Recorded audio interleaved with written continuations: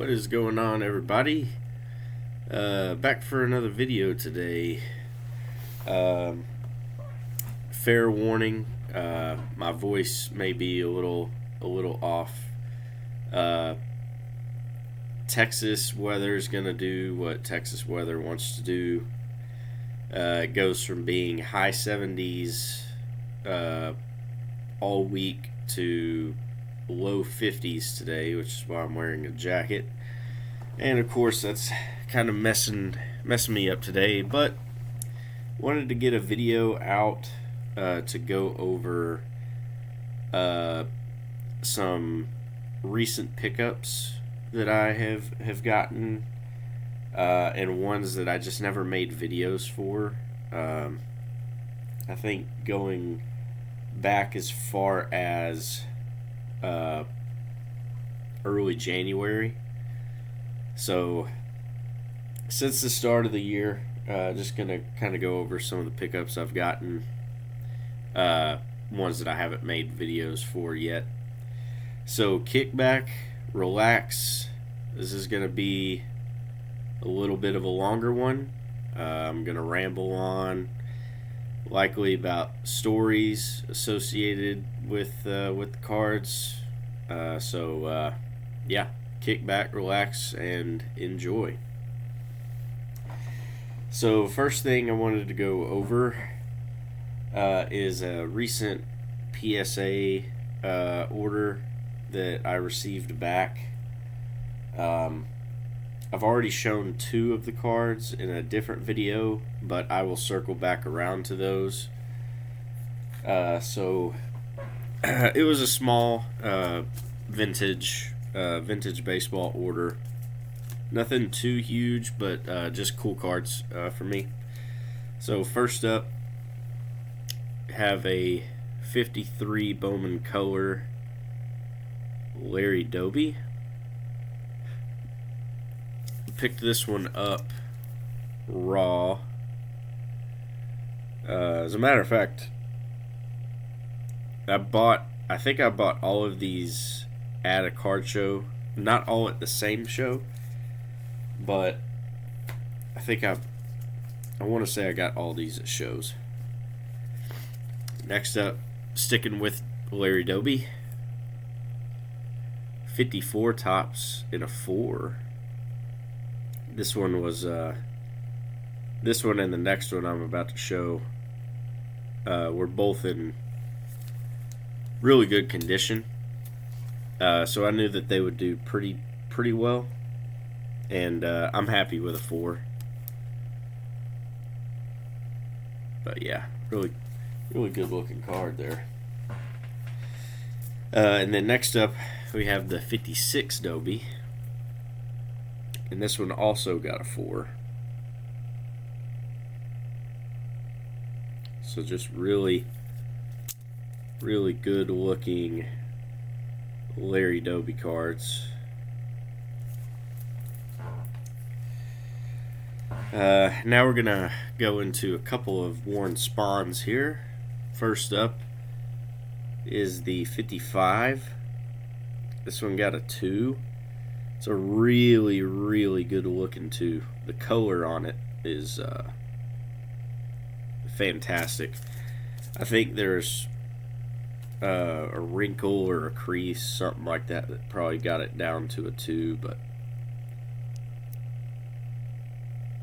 looks good. Next up, we have the 58 Spahn. This one also got a 2. This one's a little more obvious as to why it got a 2. Got paper loss on the front there, but still, color is really good on there. Looks pretty nice. And then next up, this one got a higher grade than I thought. This one was one that I kind of threw into the order last second to meet the minimum. So it's a 59 K line. They got a 6. It's a little OC, but looks really good. Looks really good. Really happy to have that. And I noticed with this, I'm sure I'm the last person to notice this. What is the deal with every single early K line having a red background? He's got the 54 tops that's red. His 55 is red. 58, I don't recall off the top of my head, and then the 59 is red. No, I'm not complaining. I find it funny that he just has a recurring theme, it seems, for his 50s cards. And then the last two from that order will kind of lead me into the next topic here. I showed these on my VR for Darren from Return to Collecting.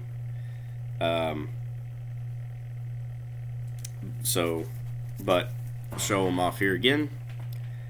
We have the 58 tops Willie Mays, got a 1, and I knew these mazes would get 1s. And then here's the 59. This one's heavily creased, but that's all right. That is all right with me. I'm just happy to have the card.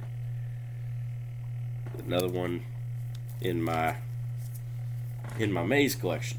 So, speaking of maze collection, I recently made a VR response for Return to Collecting's channel for his 600 sub giveaway, and he had 3 separate drawings, and one of them, the one that I signed up for, was for a 1964 Willie Mays, and I was incredibly lucky to have won that drawing, and I just recently got that in the mail, I believe 2 days ago. So here is that card. And this one is in a 5, in case you didn't know. Awesome card. Awesome to add to my collection. So this one filled a little bit of a gap for me. So obviously I haven't started on anything prior to 1958. The 58 tops is the oldest maze that I currently have, so obviously, while quantity wise I have a good chunk, I have not bought any of the big boys yet, so still got some work to do on that, but it's not a rush. I've got, thankfully I'm relatively young, so I've got a while to finish it, but I do plan on getting there one day. And in case y'all aren't aware of Return to Collecting's channel, this he included this with his Willie Mays card that he sent me. Really cool 38 Gaudi type card. And then on the back he's got his QR code to go to his channel. And I got the number 4 out of 20 in gold ink. I've seen these on a couple of different channels. Midlife sports cards, of course. I think he got one red ink, numbered out of 5, something like that. But really cool idea. I love this. This is really cool. So again, thank you to Darren for that card. And I'm happy for all the channels that got a bump in their subscription account during that contest. So, kind of shifting gears here.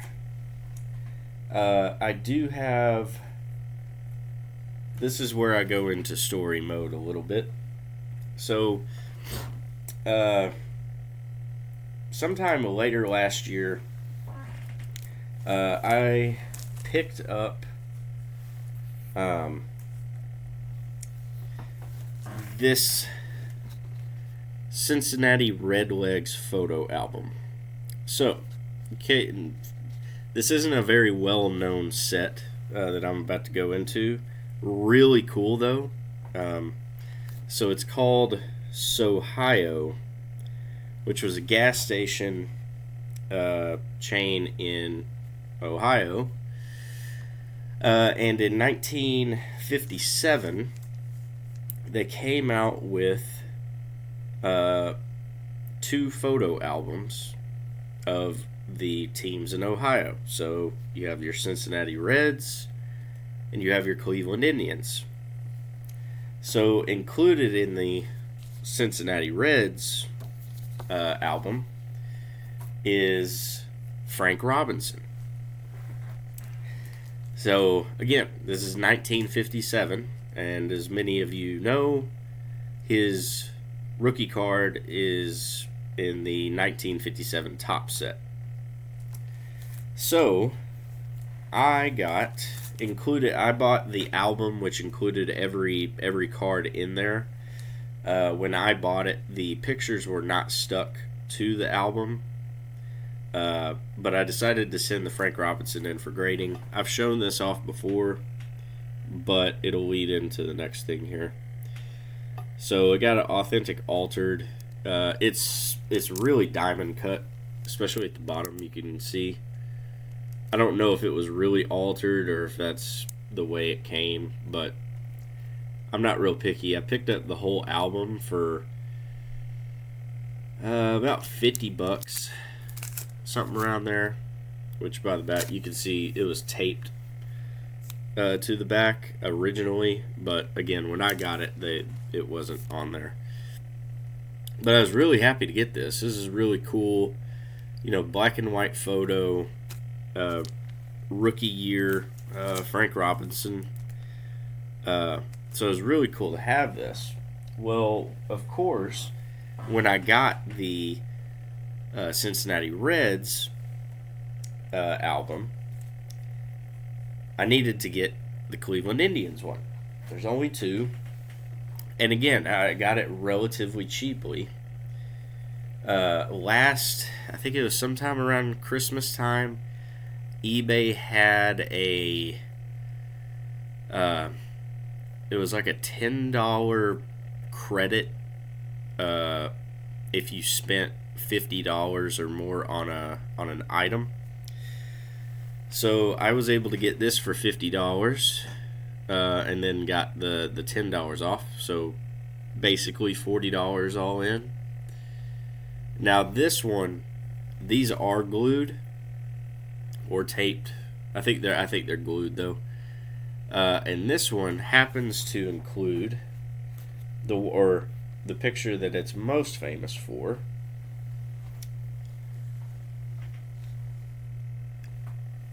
Is this Roger Maris. So obviously, now if you don't know, his Topps rookie card is in the 1958 set. So this, I don't know if you consider it a pre-rookie or what. Maybe one day I'm gonna try to possibly somehow get it out of the album. I don't want to. I know there's a topic that's going around about soaking the cards. I don't think I can soak this without, because I don't want to damage the album. The album, this is what, almost 70-year-old paper here. I don't want to damage that. So I'll have to do some more research into that, but just wanted to show that off. Really cool set there. Local, kind of oddballish set. Now let's go into a somewhat random modern card that I picked up recently. So I have been listening on Audible to a book many of you may be familiar with. It's called The Baseball 100. And it's just it's an incredible book to listen to. It's just ranking. This guy ranked the top 100 baseball players of all time, and he basically wrote a short story or essay about each player. And when I was thinking about it, there are some modern players who could very well, by the time their career ends, be considered a top 100 player. So I kind of got on this kick of going after cards of those guys who, by the end of their career, I could see getting out the top 100. Now, I didn't go after ones that are kind of just starting off their career, like Ronald Acuna Jr., Juan Soto. I didn't go after them, but the guy I did go after here, I wanted to go for ones that were kind of later in their career. And one that I thought could very well be a top 100 player when all is said and done is Nolan Arenado. One of the top defensive third basemen of all time. Right up there with Brooks Robinson. Not quite there, but he has a lot of gold gloves. And I really wanted to get this purple refractor to get the color match going. Just a really, really great looking card of an all-time great. So just really, really happy to get that one. But yeah, if any of y'all have not read or listened to that book, I couldn't recommend it more highly. All right, now we go into the real storybook hour. So, a little bit of background. Growing up, I grew up in a very, very small town in northeast Texas. Is about 2.5 hours away from Dallas, which was the nearest big city to me. And so I wasn't able to go to a lot of professional sporting events growing up. Now, eventually, when I moved to Tyler, Texas, which is about maybe an hour and a half to 2 hours away from Dallas. One of the years I lived there, my favorite football player of all time, Peyton Manning, was going to be playing a regular season game against the Cowboys. And this was when Peyton Manning was on the Broncos. So me and a buddy of mine went to go watch the game, and it ended up being an insane game, which I'll go into. Now I'm about to show you two cards that I've shown before, but they're going to kind of tie into to what I'm about to show. So right here, if I can center these up properly, you have a Topps Chrome and a Topps paper of 2014 Peyton Manning, and you can see they both say blue jersey. These were the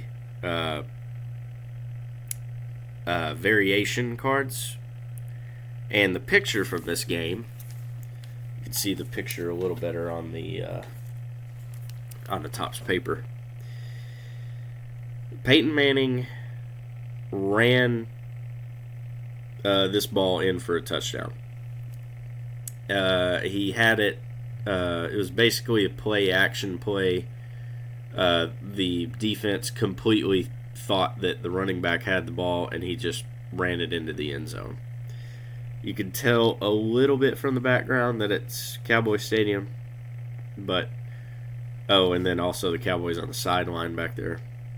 So I was at this game. So when I found out the variation this year for Peyton Manning was from a game that I attended, I just thought that was the coolest thing ever. It was the one time I ever got to see Peyton Manning play live and in person. Ended up being an insane game. So sometime last year, I kind of got into the whole, or I found the ticket grading thing intriguing. I never bought one, but I did think it was intriguing. Well, I happened to be on eBay one day and found a ticket for that game. And I thought, and it was really cheap. It was $20 or less, having difficult. It may have been $10. But I just thought, it'd be really cool to just have a ticket from that game because it's the best football game I ever attended. And then late last year, PSA had a ticket grading special.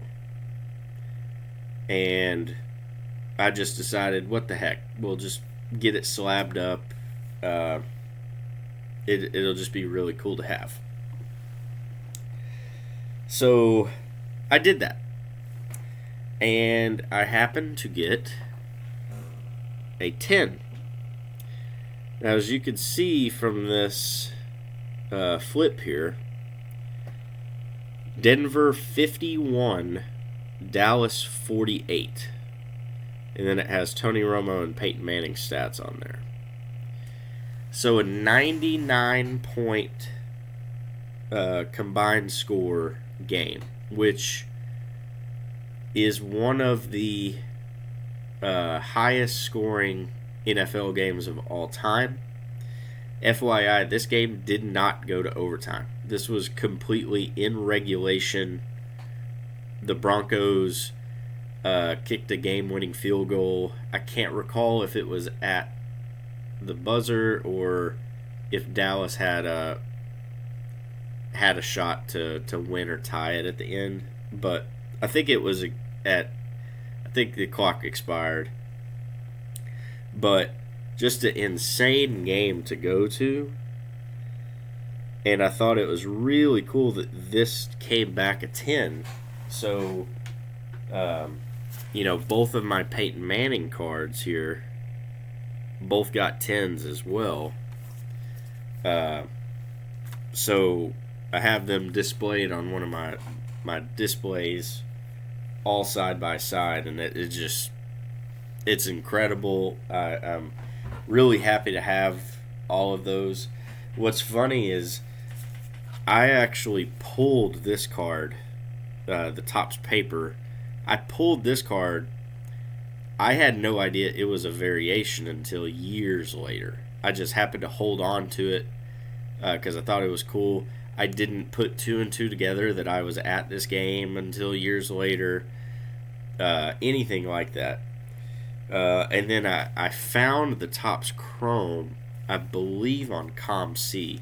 So I graded both of these myself. And then, of course, I graded the ticket myself, and they all got 10. So really, really cool. All right, I'm just going to go over two more cards here. These are both cards that are on my my 50K collection list. These are both cards that I've wanted for a long time. A long time. One longer than the other, though. And I'll save that one for last. First up,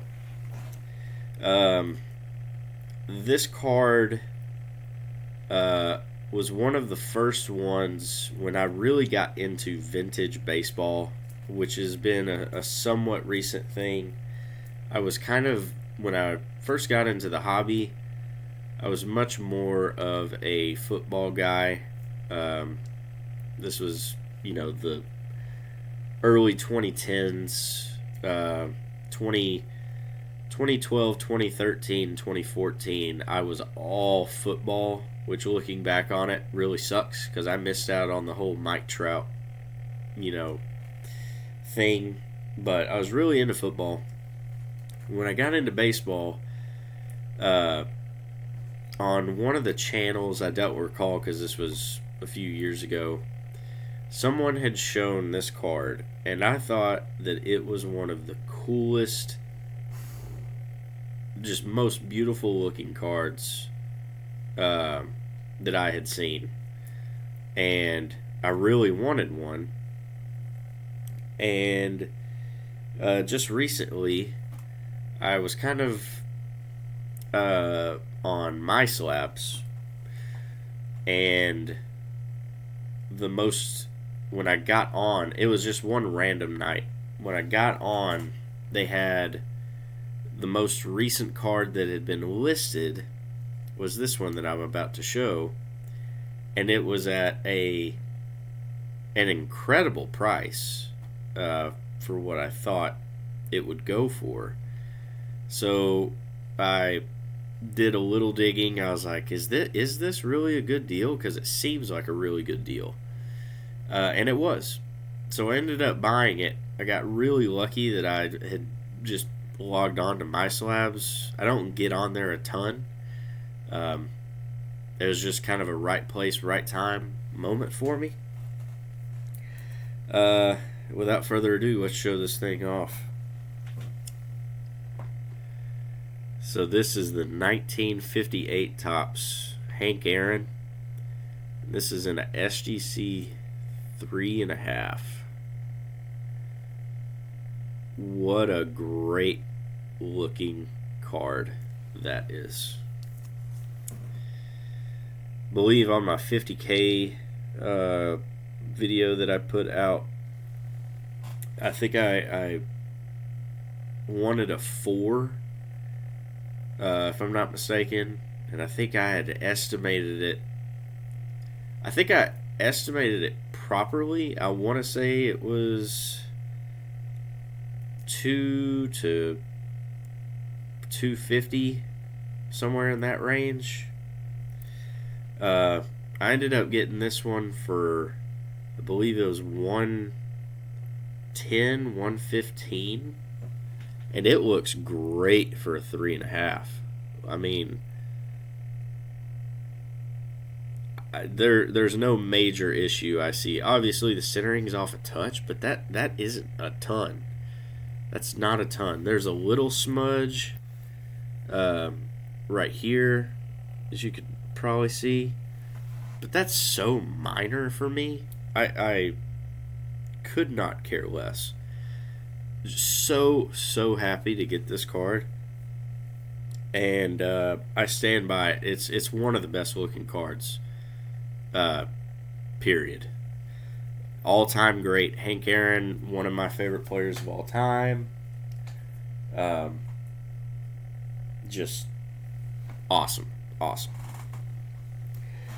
Now the last card I'm going to show. So earlier, I mentioned that I lived in Tyler, Texas, for a little bit of time. I was only there for 2 or 3 years before I moved down to the Houston area. And there's a specific athlete that many of you know that is very famous, that is from Tyler, Texas. His nickname is the Tyler Rose. So, and he went to the University of Texas, which is, as you know, that's my team, that's my college that I root for. So, and then he played his professional career in Houston. So he's basically he did everything, and it just so happened geographically that I've been every place that he was, between high school, college, and the pros. So for a really, really long time, I have wanted an Earl Campbell autographed rookie card. And I've just never gotten around to pulling the trigger on one. There was always something that kept me from getting one, whether it was the price was too high, I didn't have money at the time, or the card itself was in really bad shape. The auto wasn't great. The pen wasn't great. The location of the autograph wasn't great. All these factors played in, so I never got around to actually getting one until recently. And let's show that thing off. So when I saw this card, the blue pen, and he signed it on the white jersey with the inscription for the Hall of Fame year, I knew I had to have this card. It was finally time for me to add this one to my collection. The card is centered great. There's no major issues with the card. There's a very, slight dings on the corner. Don't care. The image is great. The centering is great. Even the back centering is great. Everything about this card screamed buy me. And the seller had it listed at a very, very fair price. And sorry, I'm mistaken. I believe I got this at auction. And it didn't get bid up higher than a lot of ones that were somewhat decently priced, but there was an issue with the card or the auto. So it didn't really sell for a premium, which I thought was crazy. Really happy, though. Really happy. So, yeah, just... I was so excited. I was so excited to get that card. So, yeah, those last two cards were both on my 50K collection. I had that Earl Campbell actually on... I know I had that one as one of my gold cards for this year. I think I had the same for the Hank Aaron. I could be mistaken, but really, really happy about those. So, yeah, that's all I've got for you guys. I know that was a lot of cards and a lot of me rambling on. So if you stuck it out, you're a trooper. I appreciate you. Catch you guys next time.